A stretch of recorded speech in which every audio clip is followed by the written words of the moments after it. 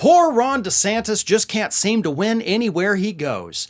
Even in his home state of Florida with his much ballyhooed election police force, the poor Florida governor just can't find anybody willing to actually work for his election police force.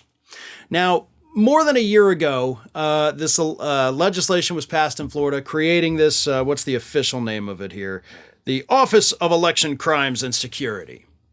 So it officially got underway last year, 50 positions, and they can't seem to fill them.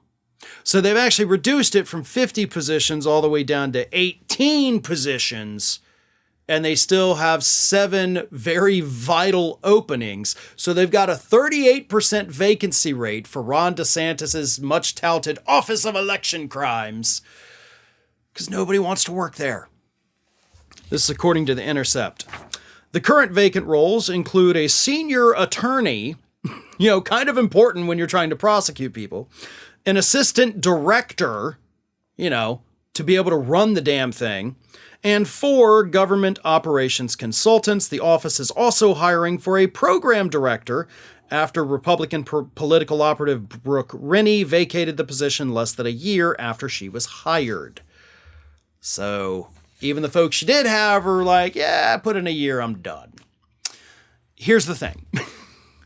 This Office of Election Crimes has been put through the ringer, not just in the media here in Florida, but in the national media. In fact, they've made so many problems that the Florida legislature had to pass new legislation this year absolving the state of any liability for accidentally giving somebody the right to vote when they shouldn't have done that.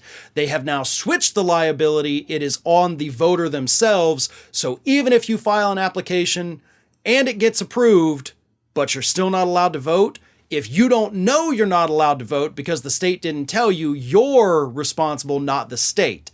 But because that law was not in place when DeSantis made his 20 arrests last year, mostly of black people in Democratic counties, 9 of them have been thrown out.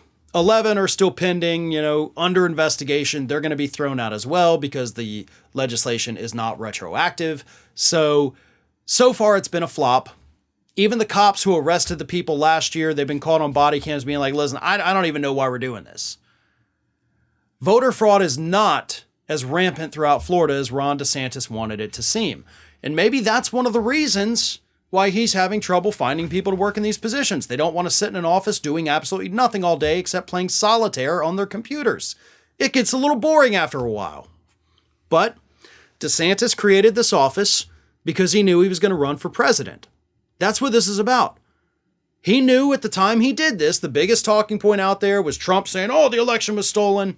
So he said, hey, what if I pretend that I'm actually doing something about voter fraud in the state of Florida, and then I can use that in my presidential bid when I eventually announce it? That's what he did. The office has been a flop. They can't find people to work there. His presidential campaign's been a flop. He's had to fire a bunch of people. Starting to see a pattern developing with Ron DeSantis, right? It's almost like everything this guy touches turns to complete and total crap.